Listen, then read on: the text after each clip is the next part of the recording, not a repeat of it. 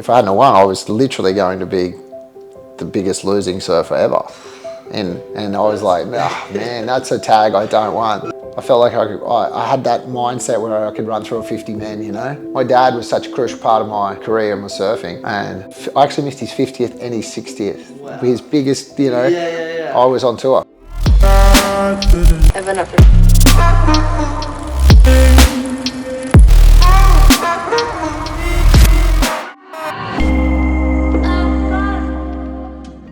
Welcome back to Leader, the place where we share real lessons behind real success. And this one was unreal. We sat down with one of the greatest surfers of all time, surfing's 2012 world champion, a 3-time Triple Crown winner, and he got 12 wins on the WSL as well, Joel Parkinson. But what makes this conversation so interesting to me is we learn and hear what actually got him there, the pivotal moments, the pressure, the sacrifice, setbacks, and mindset behind it all. And what's awesome is those same lessons later helped them build success outside of surfing too, as he was one of the co-founders of Bolter here in Australia. Because again, success leaves clues. Here's my conversation with Joel Parkinson. I'm super excited because we're sitting here with one of my favourite surfers, Joel Parko. Yes. Thank you so much for coming. No worries. For the introduction, instead of me introducing you, if you could tell someone who had no idea who you are or what you do, without being super humble, what would you say to them? My name's Joel Parkinson. I'm a retired professional surfer, and I still get involved in a lot of other things. My life's probably busier now with other things, but surfing is still my main passion. I still ride for Billabong, still somewhat consider myself somewhat of a pro surfer, I guess you'd say. It kind of never leaves you, but yeah. Still everyone's favourite to watch out there, so. I don't know about that. No, Arswell I definitely wasn't. That's funny. And then where did your path actually start, and what would you say sort of pushed you down that path?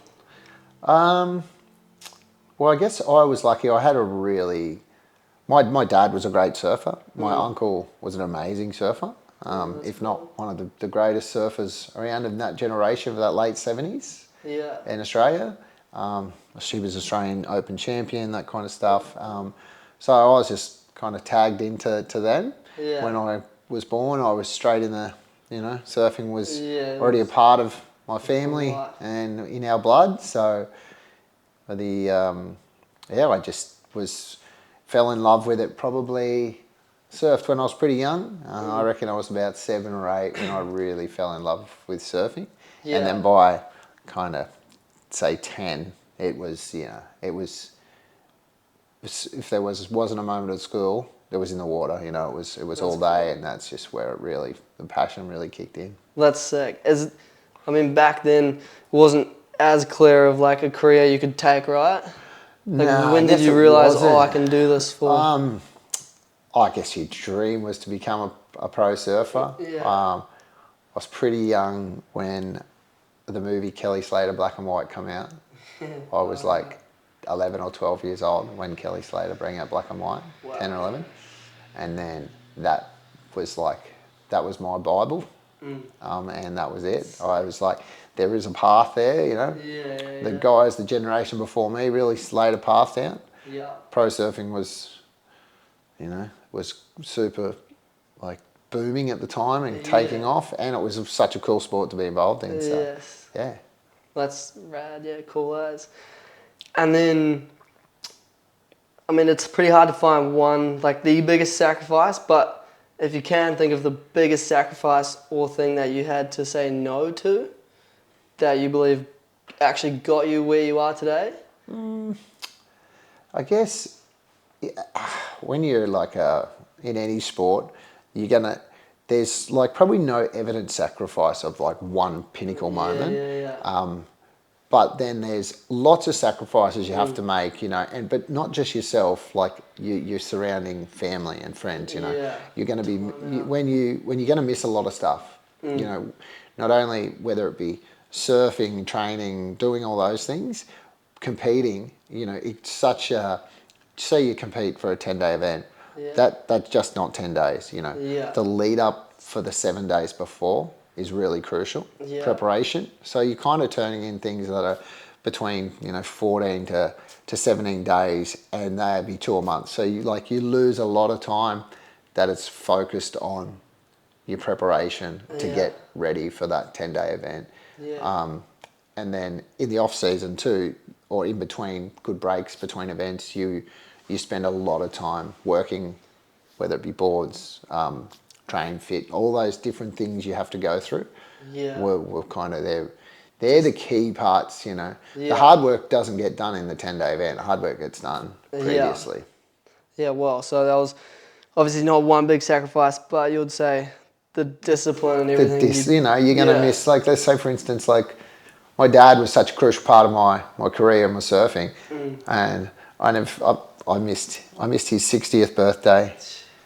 I missed, I've missed I actually missed his 50th and his 60th. Wow. His biggest, Yeah. I was on tour. Yeah. So Wow. I was away, you'd ring, happy 50th, happy 60th, hope you're having the greatest time. And he's like, yeah, wish you were here. I'm like, yeah, well, I guess he's proud. Or even like, potentially missing your kid's birth, which I was lucky enough to never do, but some people have had to do it.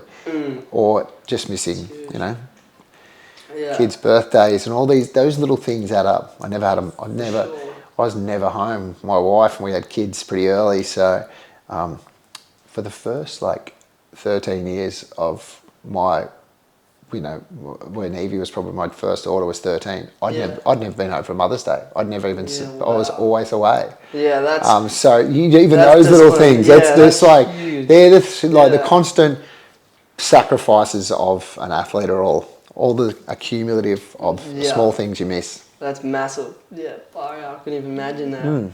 But it's got you where you are today. Yeah, for sure. It really makes them, you never take those days for granted, your cool. Easter weekends, you're always off for Christmas, but Easter we were always at Bells. Bells is about to start tomorrow. Yeah. It's Easter.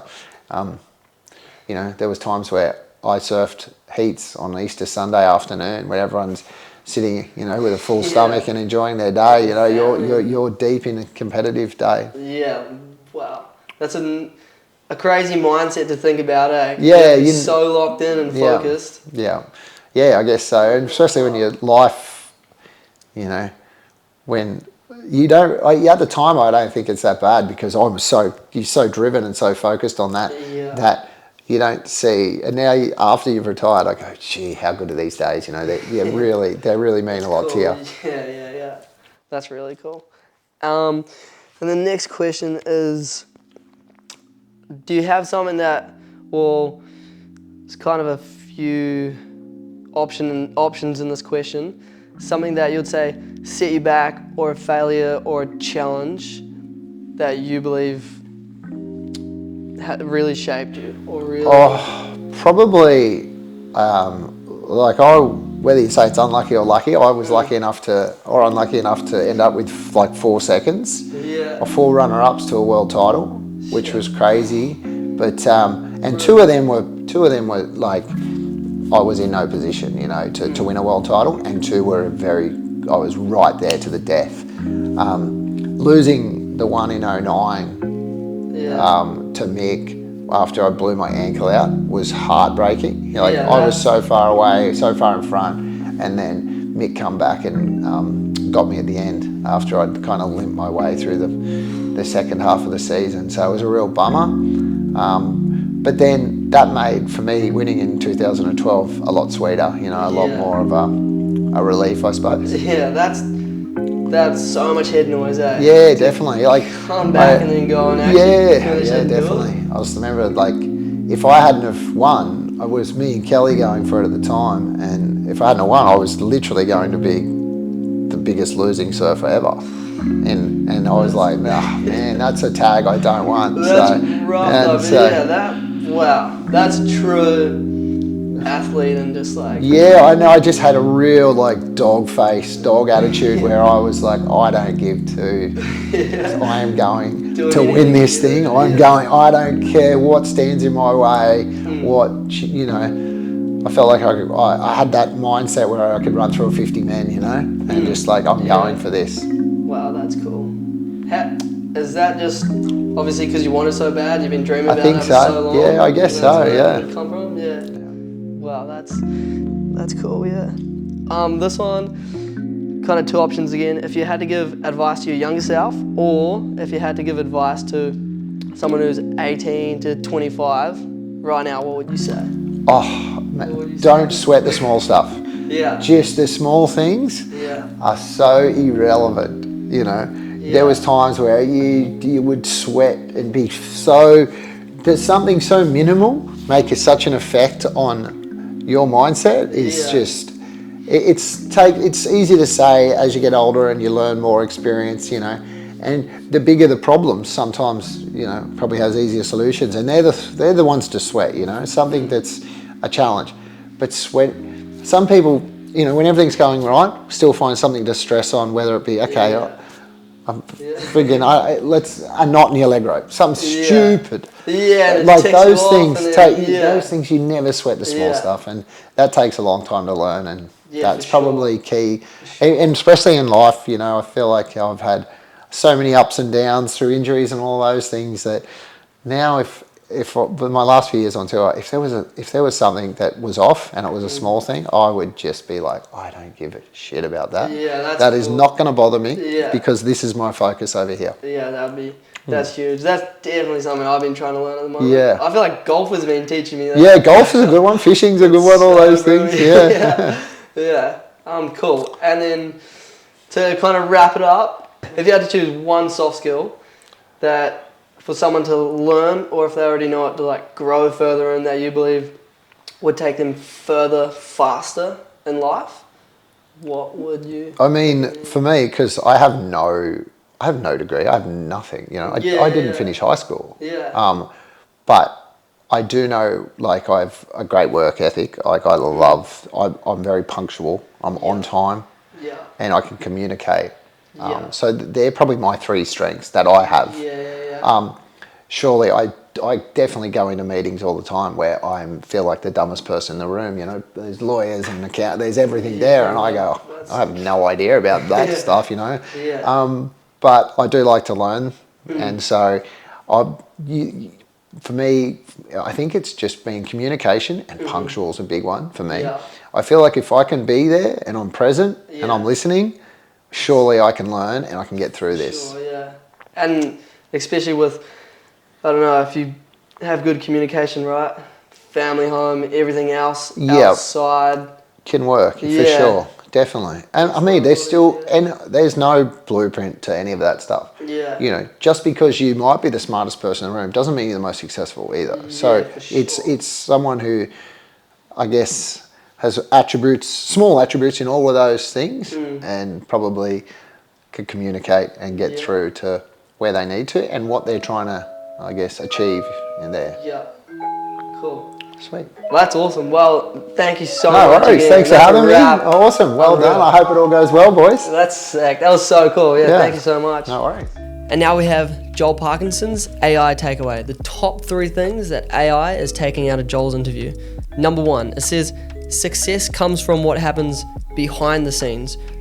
Joel talks a lot about sacrifice, preparation, and discipline that people never see, and how we can apply it. It says, focus more on the preparation than the spotlight. The work you do when nobody's watching usually matters most. All right, number 2, pressure can either break you or drive you. After multiple runner-up world titles, Joel used the pressure and setbacks as motivation instead of excuses. How we can apply that, it says, use setbacks as fuel. Sometimes the hardest moments build the strongest mindset. And to wrap it up, number 3, it says, communication and character matter. Joel said some of his biggest strengths weren't degrees, they were communication, punctuality, and work ethic. How we can apply it, it says, learn to communicate well, show up on time, listen properly, and stay consistent, because those small habits build trust and open opportunities. And that's a wrap to Joel's top 3 AI takeaways. Peace. They got a lot of nice girls.